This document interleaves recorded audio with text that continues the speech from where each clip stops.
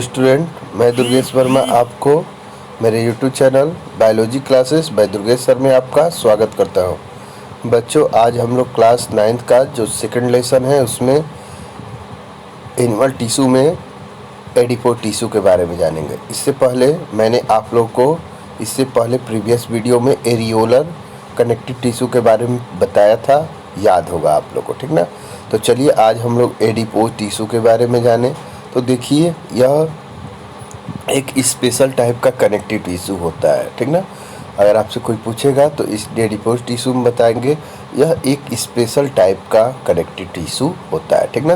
These connective tissues are of special type of connective tissue, ठीक ना। तो यह जो कनेक्टिव टिश्यू होता है स्पेशल टाइप का कनेक्टिव टिश्यू होता है।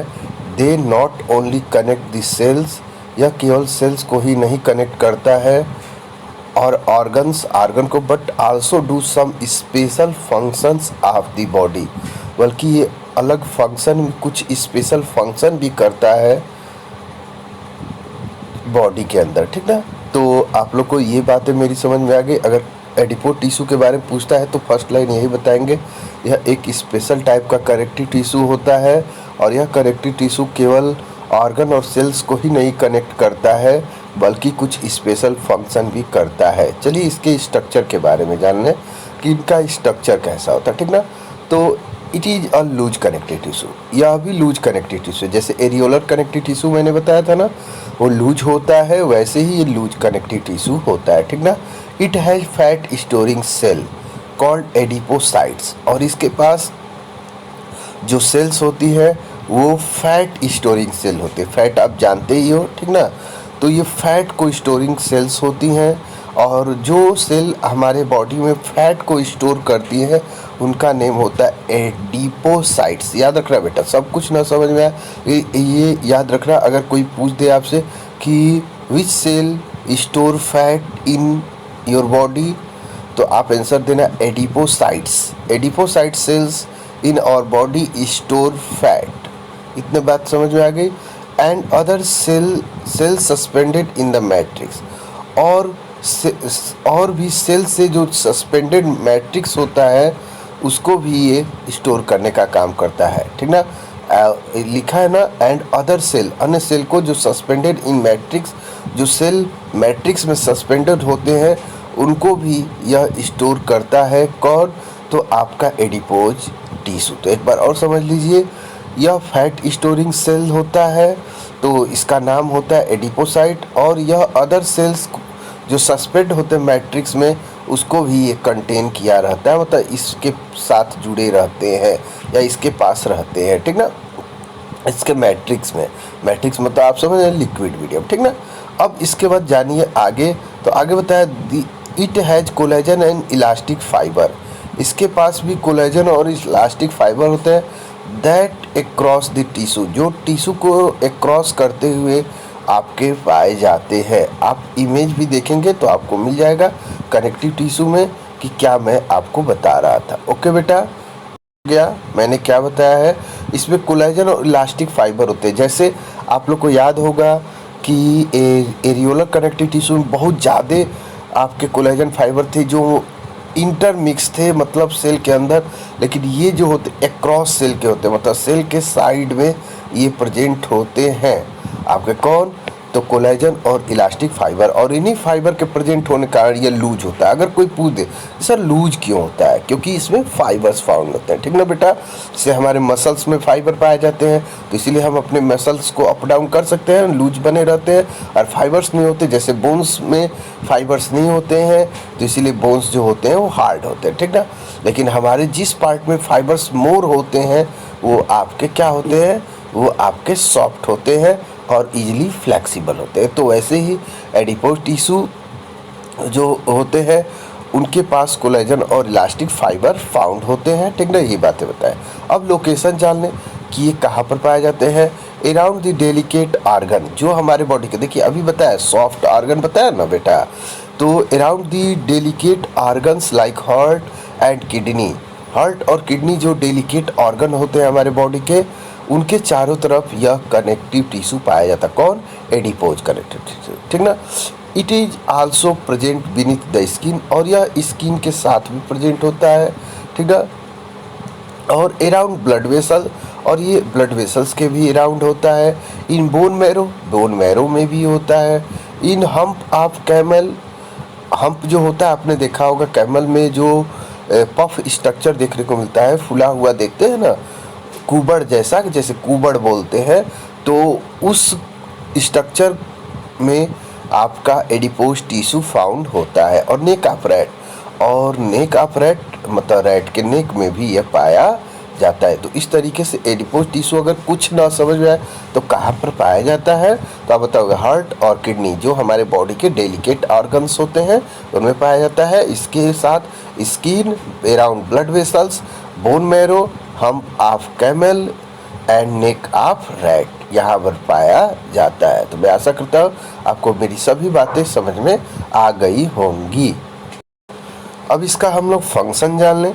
फंक्शन क्या करता है हमारा एडिपोज टिश्यू, तो देखिए it gives protection to delicate organ, यह जो होता है ये डेलिकेट ऑर्गन को प्रोटेक्शन प्रोवाइड करता है, ठीक ना। इसको it pack the space between tissue, और जो टिश्यू के बिटवीन में स्पेस होता है उसको पैक करने का काम यह करता है, ठीक ना।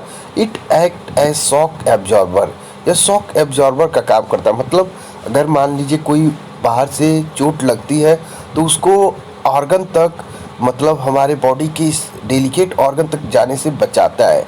ये वहीं पर शॉक को एब्जॉर्ब कर लेगा, जिससे कि शॉक जो होता है, चोट जो होता है अंदर तक न जाए, ठीक ना।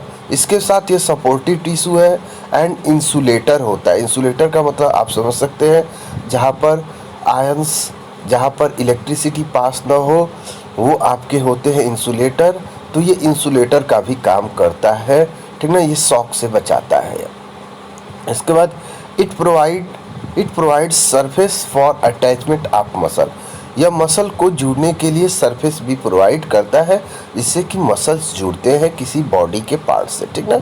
तो ये फंक्शन रहा। पहला फंक्शन, यह प्रोटेक्शन करता है डेलिकेट ऑर्गन्स को, यह पैक करता है स्पेस को जो टिश्यू के बिटवीन होते हैं, यह शॉक को एब्जॉर्ब करने का काम करता है, और सपोर्ट करता है, टिश्यू सपोर्ट भी करता है, और इंसुलेटर का काम करता है। इंसुलेटर मैंने अभी बताया, ठीक ना।